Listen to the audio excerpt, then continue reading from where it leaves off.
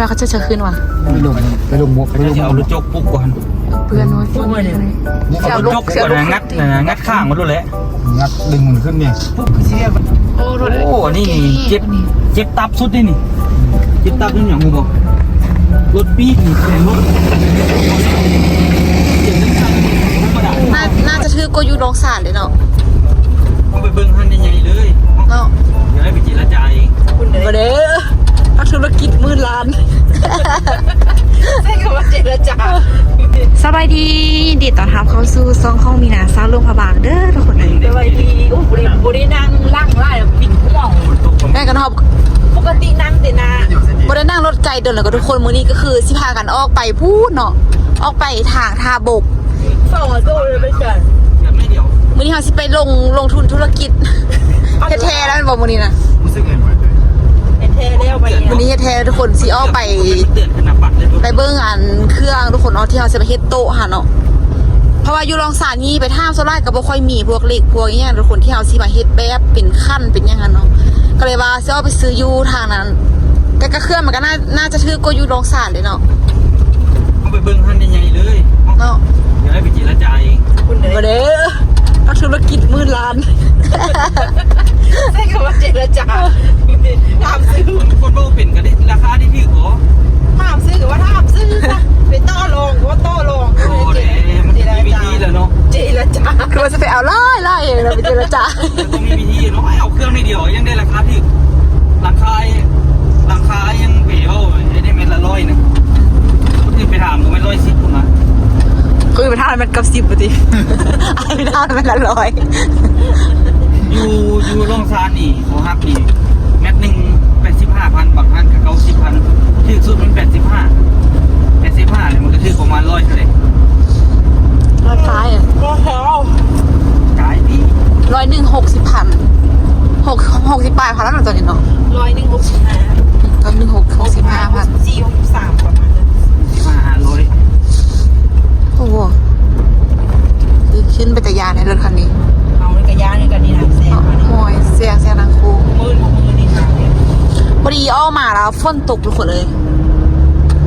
พอที่พากันอ้อมาแต่เช้าแต่ว่าขาเวียงหน่อยนึงว่าวันนี้ไปกีดยาง11 โมงแล้วตัวโซออกมาพี่ว่าจะกำลังพูดโต้ลงมานำโต้เพื่อเอามาไม่ต้องนอกมันก็มากำลังดีดังดองอยู่ไม่ได้ขี่รถไกลตุ่นเลยเนาะเอาลงไปคืนไปตู้ต่อยากแค่ไหนล่ะก็ไม่จันไป2 ชั่วโมงจริงๆมันได้ทุก2 ชั่วโมงฝนตกอีกเนาะแรงพุ่งเลยส่วนตอนนี้11 โมงกับ2 ชั่วโมงแล้ว11 โมงป่ายแล้วตอนนี้ส่วนเขาสิไปเบิ้งเครื่องเบิ้งข้องอีกเนาะยากก็ไปเดินทางยานออโต้ให้ทุกคนเนาะส่วนเขาขี่รถไปฮอดส่วนฝนตกอีกทางกันยากทางมืดค่อยไปเตยว่ารู้สึกว่าอยากไปแล้วมาส่งมาบ้านเนี่ยก็รู้สึกว่าอยากไปแล้วมาส่งเจอกับลุงนี่จะเล่นเลยนะให้พ่อจอยมาเป็นยังทันอยู่ก็ใกล้ๆนึงรู้สึกว่าอยากไปมาส่งคุณเจอรถอันนี้ไล่ใช่ไหมไล่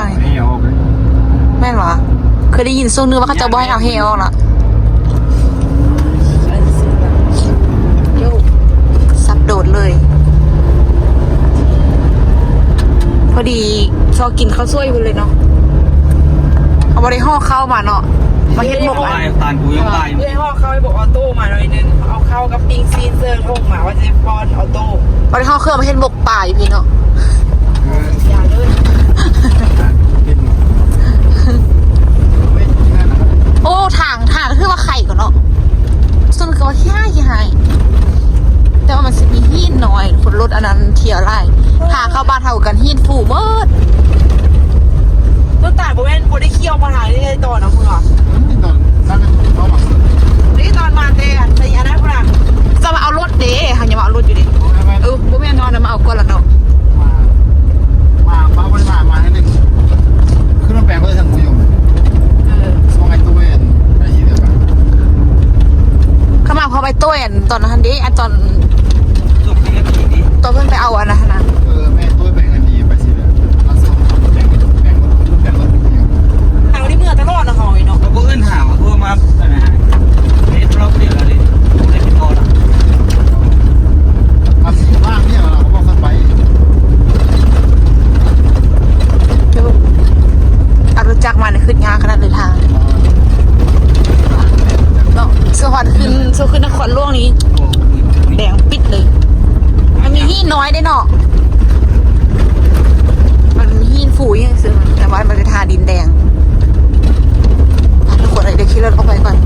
ว่าเปิดโทรศัพท์คือว่าวิ่นหัวเลย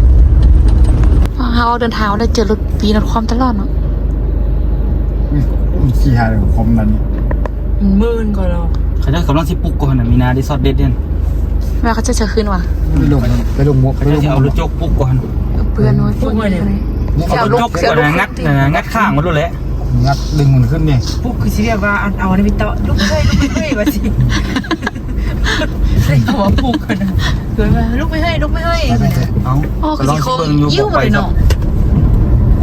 แล้วเบิ้งซะมีนานะ ผลปลอดภัยอยู่ที่โน โอ้รถ โอ้นี่เจ็บตับสุดนี่เจ็บตับนี่อย่างงูบอกรถปีกนี่เป็นรถธรรมดา ไอ้ตอมเนี่ย ปีนขึ้นเลยเนาะดีแต่บ่ลงโลงเนาะ เสียเงินไฟแพงก็ โดน ต้องรถบักง่ายอีก ถ้าให้นี่เขาก็ทิ่มเลยเขาบ่ได้ซิมากรอบเขาหรือกันว่าผู้อยากเสียหลายก็มีแต่กรอบเสียหลังๆคืนกรอบแต่ต้องได้กรอบเองเด้ได้กรอบได้คืนแล้วกับที่ตั้ง เขาถามมือกันนะน้อง คือสิเป็นยิ้วเลยเนาะโค้ง ตอนนั้นรถปีก รถ ของเมีย รถหนักอีก เอมันยังมีอยู่หลังอยู่ประมาณครึ่งนึงนี่แหละเสียบครึ่งนึงมันเป็นเสือบเสาล้าน อ๋อเฮ็ดนั่นตัวเมื่อกี้นะ เนี่ยเล็ก เอาแม่นว่ะอ๋อคือสั่นแท้ตัวนี้มาแต่คือบ่ได้สังเกตว่ะ สั้นที่จะโดนเนี่ย ว่าเขาบ่ได้สังเกตว่ะหรือว่าบ่หลับว่ะ รับเลยพอดีที่ได้พูดตัวนี้เนี่ย บ่เห็นจักเทื่อมาแต่เทื่อขี่รถอันนั้นเด้เนาะขี่รถตู้ขี่รถเมล์เด้แล้ว อยู่อ่ะ มันก็บ่เห็น สุกอัพตัวเป็นเด้อตัวแพงมาดิ ทางหลายขนาด แพงกูแพงนี่ห่างกัน พอดีตลาดเนาะ ดวงสวยทั้งแปลงรถทั้งเสียคาน อันปักเป็นตัวนะให้ก่อนเลยวะเอ๊ะปลาคอน้อยบอกไร โอ้นอนไทยนอนมาทุกคนเลยมาฮอด5ก็มาฮอดนักนอนแหงเพราะว่าไปกี่จ่าเด้อแล้วก็บ่ได้นอนเลยหากอ้อมมาเลยตอนนี้อ้อมมาฮอดนอนทางพี่ล่ะมาเลาะเบิ่งเหล็กทุกคนเนาะมาเบิ่งอลูซิ่งมาเบิ่งเหล็กตัวเฮ็ดอันนั้นเตยเอาเฮ็ดตั้งดิแบบตั้งเอาอันเดียวหั่นเบอร์แบบโต๊ะเฮาได้ แบบนี้ได้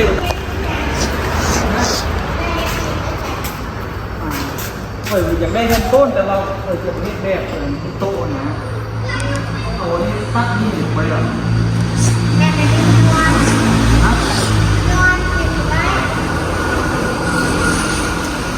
ล่น ถ้าเกิดมีตัวห้องได้ดูเป็น ต่อเด็กตัวนี้หน้าเห็นดิให้ดูเนี่ยทุกคนไปเบิ่งทางนี้ก่อน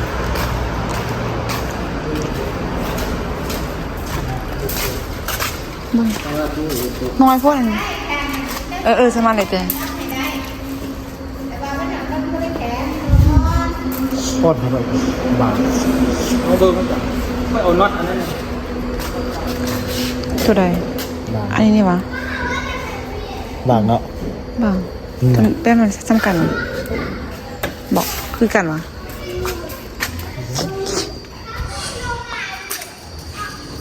เป็นคือแข้งจันวะ คือกัน เอาไปตัดแล้วเขาจะเยียบผมเลยป่ะ แฮ่เอาลูกซิ่งมันเป็นแบบนี้วะ นั่นแล้วครับ มันบ่เป็นรุ่นแข้งกว่านี้วะ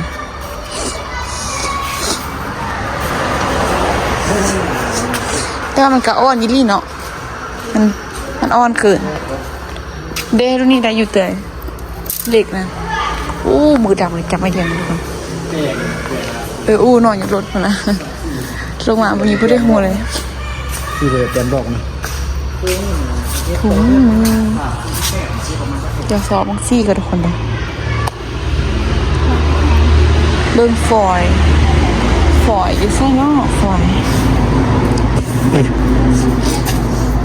ซี่ไทยวันนี้ซี่ลาวเด้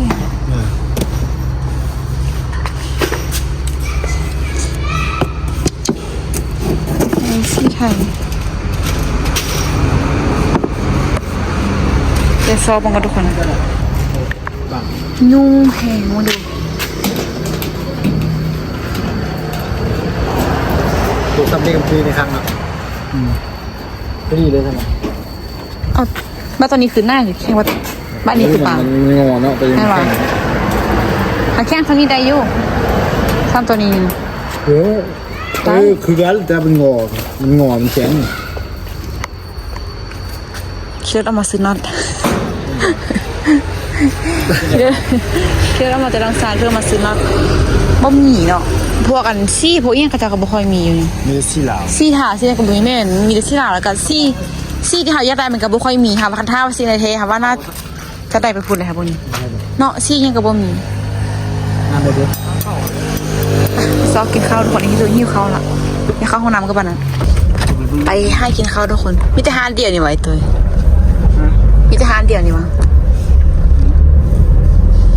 โทรหายรีบลงไหม ว่ามีทุกคนเดี๋ยวไปซอกกินข้าวกัน ลง อย่างท่าพวกมึงไหม ไปครับผมเลย เล่นลองอะไรกันจะ โทรรถนะไม่ให้ พอแค่นี้แล้วพอแค่นี้ฝนประตูอ่ะ เขาขับรถเรากิน ทุกอุตคุณนอนหลับสบายกันแล้วทุกคนมาทางแบบนี้ ฟันเดฟันเนาะ หาเรานอนตึกหัวต่ำอยู่เล่ยี่นั่นเนาะ มีที่ไปเบิ่งสีเบิ่งนั้นไป ไอ้เล็บจะง่วงแล้วฮะ มีข้าวสวยทุกคนซอสซื้อแย่งกับอะไรอันนั้นอีแม่ซิมีป่ะเนาะใจเอาอย่างเอานี่ป่ะ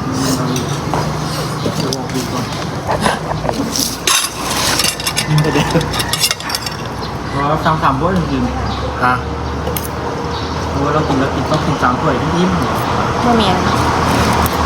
ถ้วยเปลี่ยน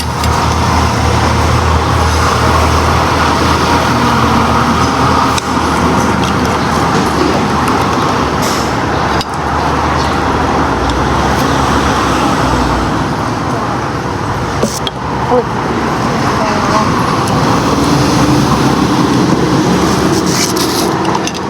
ที่บทว่าทานเองบทคนติดครับเต็ม ไม่ใช่อีก ๆบริค่ายเลยเดี๋ยวทานเอ้มวนคาดเป็นบุญมา ซีอิ๊วเอาบ่ งานคุณยังบริขายคุณยังบริขายได้ไหมหนู ฮะ สัตว์ คุณยังบริขายได้ ปลา ไหม ไหลซีอิ๊วเก่าบ่ปุ่มน้ำตาลเอาบ่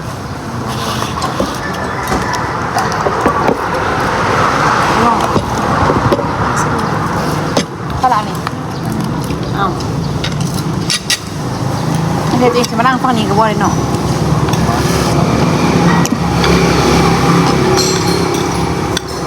เขาเดือนเจ็ดเขาคาดเลยเนาะมาซินเด็กหลังจากอะไรนะเขาเลยงานค่ายเนาะแต่เขาเองเขาก็บอกว่าโซนนี้มันจะบริค่ายดี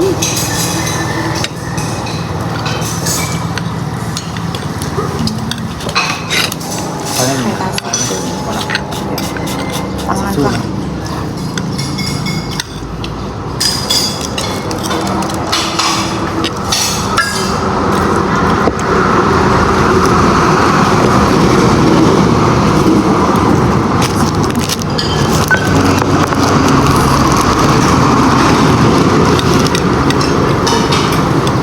เราก็เลยไว้แต่ซ้อนขึ้นมากินอะไรด้วยเนาะกินแรงเนาะ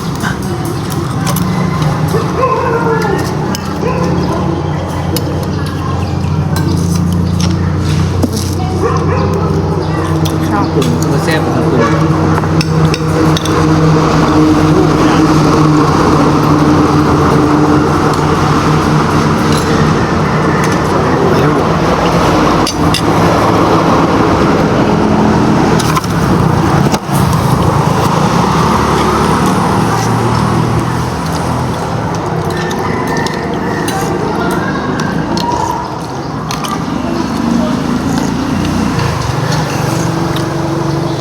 บิ้งอะไร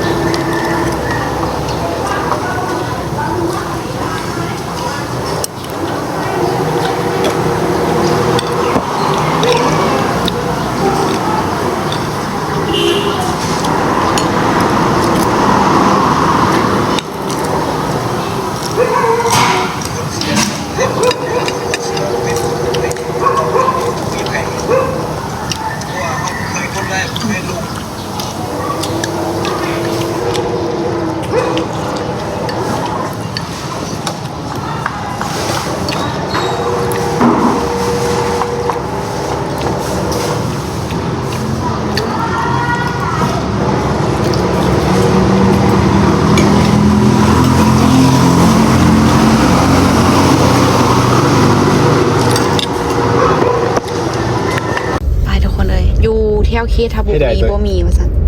เน้มไปสิ เราลอย เป็นรอเบิ่งทุกคนเลยอิหยังก็บ่มีนี่นะ เอา ซีเซอร์อิหยังก็บ่มีจักอย่างเลย กินจะว่ากันไว้สิ โอ้ยอยากไปตังเจริญนะไปตังเจริญอะไรกว่า อยู่ไส เวียงจันทร์บ่ล่ะ นี่ไปปักสันกะ คุณว่าก็ทุกคนเลย มีอ่ะไม่เคยลงมาแล้วนี่แค่เนาะ อืม ไม่ได้มาเนาะ บ่เคยมาจากเทื่อ ชวนเลยวะ เอ้ยก็ไปปักเซไปทางนี้ก็มีทาง ไปต้อง แม่ว่า เฮาบ่เคยไกลไม่ถึงฮอดแต่ทางโรงพยาบาลเฮาเลย ท่านเขาว่าไปทางนู้นซี่เสื้อต้องมีไอ้ตัวเพราะว่ามันอยู่ไกลไห่เขาข้ามมาดิ โอซีเอสซีน่าจะมีอยู่ CSC ครบนะ แม่ว่าลองไปเบิ่งเนาะ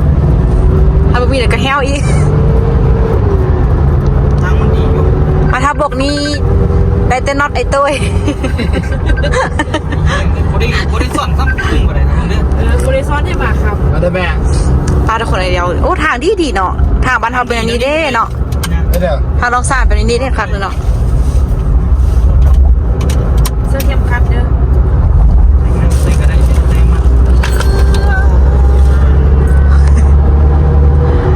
หลับคักขนาดทุกคนในทางนี้ ตัวไปผู้เดียวสิมา จะบ้านมาจะลืมไปได้ช่วงยาง โอ้ยแม่โทรมานี่ป้างามแท้อีก15 กิโลทุกคน เมตร15 กิโลพอ ใกล้สิฮอดละแป๊บเดียวเนาะ เดียวอ่ะ 5 กิโล เดี๋ยวเดี๋ยวจะเสียงเงินในตำรวจ อย่างวันเลยกับเสียเงินในตำรวจทุกคน ปานเจี๊ยบเลย ถึกเลขแล้ว สาว่าเพิ่มงบเข้าไปเด้องบใส่มันไป300,000เป็น400,000แล้วบ่ดิ เชื่อเขาบอกมันบ่ ขากลับอีกเป็น500,000โอ้เดี๋ยวเลี้ยงดีกว่า เนาะ เขาจะกำลังสร้างสะพานในมีนาสะพานข้ามไปไทย แม่หว่าโอ้คักตัวเนาะคักสร้างสะพานเนาะ ตุย ก็มีตลาดมีอย่างดีดักวะ เอาเขาจะสร้างสะพานข้ามไปไทยสินะเขาเอารถมาละเขาก็เอารถข้ามไปแล้วเขาก็ไปซื้อเครื่องอยู่บึงการเมืองใกล้ก็ดองคายเลย บ่ไปได้บ่ล่ะ อยู่ไร ก็เขาคิดว่าตำรวจอีกแล้วสิเนาะ ต่ำกัน โอ้รถต่ำกัน ฉันระบอกขี่รถไว้นะ บอกแล้วมีสติ ลงร มี ถ ส มา ติ ที่เราจอยสนองโดนก็แยก เด้คือว่าเห็นเด้เห็นอันเสียรถอยู่นี่เด้เด้ โอ้นี่เด็ดตำรถคันนี้กับฟันเด็ดเราบ่ดิ เสี่ยวกัน นี่รถท้ายรถพื้นที่ ฮะใช้ท้ายรถเอ้า โอ้มันจนบูหมดเลย รถตาสั่งเนาะ ทางมันมืดดิฝนตก อุบัติเหตุดี งาน เรือนี้เรือ11 กิ แต่ โล ว่ากูเป็นต่ำกันนะ เรือ11 กิโล สบายขนาดทางยกเอาไปไว้ทางเอาลองสานดีเนาะ ไปแล้วคันนี้ไปแล้วโอ้ยยาโยมตีเห็นตีไปตาซะแล้ว เมืองเก่าเวียงจันทน์ เก่าเมืองน้อยอยู่นะ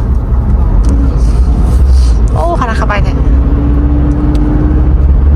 ออกตัวไปเลยบอดี้คำใสกากสันหลังสาว ของเด่นกับรุ่นนี้ตัว น้ำคนที่เนาะ โตโยต้าเจ้าของเด่นไปเลย ไม่เคยนอนเท่านึงก็รถเด็ด เคยนอนหลายทีแล้ว สมองจะ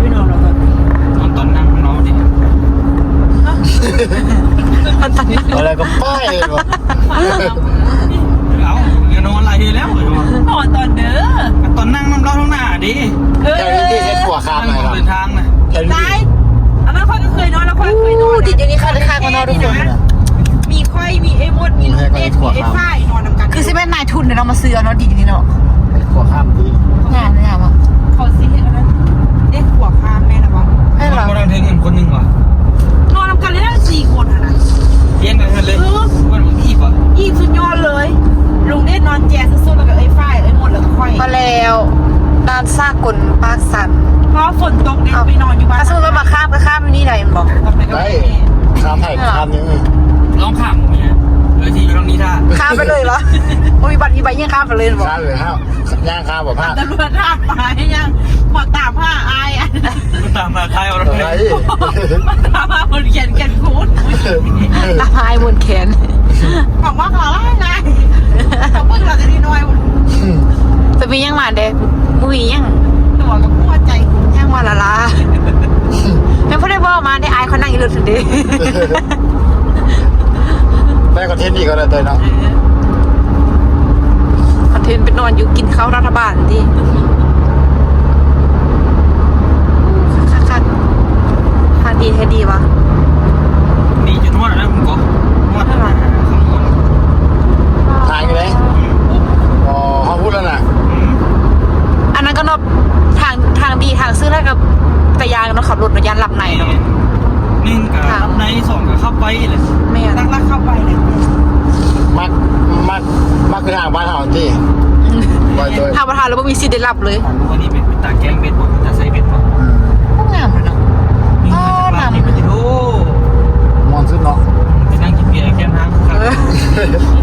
ผิดเป็นเบียร์คือจิตใจใกล้สิฮอดแล้ววันนี้ ไปแล้ว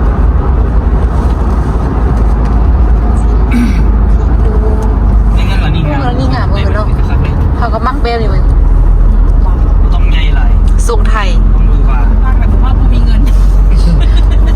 มักคือเบลแต่บ่มีเงินใกล้สิฮอดแล้วทุกคน คอยพักคอยพาเดี๋ยวจะเห็นรักอีกรักหนึ่งเลย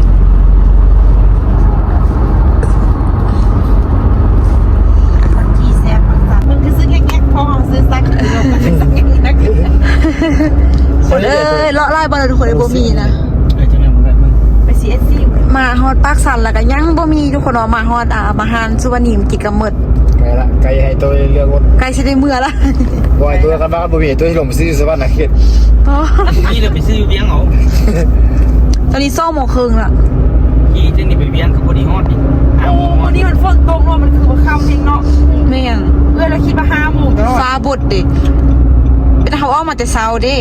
เช้าสันเทศลงไป ตาหน้าซาน่ะ สัก จะ เค เข้า รื่อง วันนี้ฮอดสวรรค์ละ ท่านเกตเหรอ อันนี้คือบุญ CSC เดี๋ยวมาหานไหมทุกคน สุดท้ายแล้ววันนี้นะ ยัง ยังวะ ทางเลือกเขายังมีบอกหลายๆโอ้ย ขึ้นมาคันบ่มีนี่ละจบสันดอกอ่ะเดี๋ยวไปรอเบิ่งทุกคนเลย เจอทั้งหนาว นี่ เนาะไปย้อนเนาะ เป็นยังไงตัวบ่มีตัวเงินเราคนเดียว โอ้ เลย โค้งเขาอยู่ข้างหลังคุณนะ มา เดี๋ยวฟ้าแล้วก็เอิ้นมาอย่าดูคน แก้วกับซื้ออยู่นี่ มีนะ อย่าดูคนที่ภายนอก ไอ้ตัวพอเราหด